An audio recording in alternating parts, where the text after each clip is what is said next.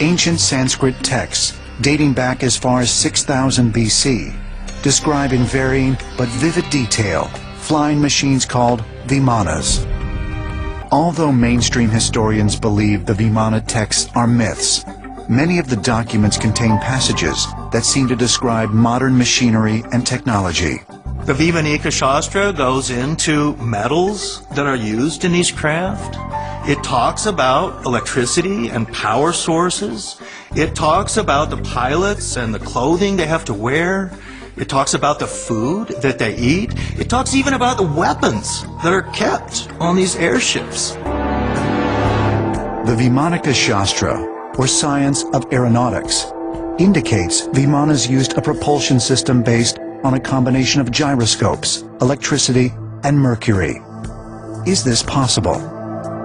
Mercury is an unusual element. Mercury is metal.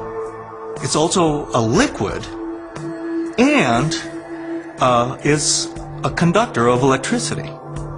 Now, there's unusual things you can do with mercury.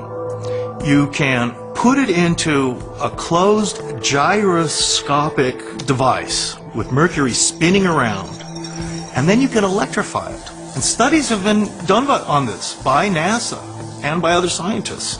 And they find that you have levitation effects, anti-gravity kind of effects, and a spinning bright light is part of it too. The Vaimānika Shāstra suggests Vimanas were powered by several gyroscopes, placed inside a sealed liquid mercury vortex. Here's an example of a little kid's gyroscope. You spin it with a heavy wheel around a central axis. Well, a gyroscope seems to do a lot of strange things, even defy gravity.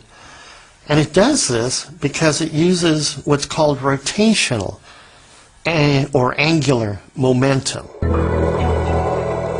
And it wants to keep a particular orientation on its spin axis, the center rod. If you push on that rod, it will want to righten itself up to its original orientation. It wants to keep that same angular momentum. Gyroscopes are used all over the place, in airplanes, in spacecraft, in submarines. This allows them to determine their position based on where they started.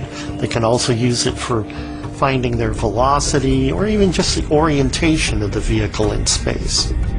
One of the texts talks about Mercury rotating and driving some sort of a powerful wind or a windmill effect. That might be some sort of what we call a flywheel energy storage, where you have a spinning disk and then you extract energy from it slowly. That would be the mercury.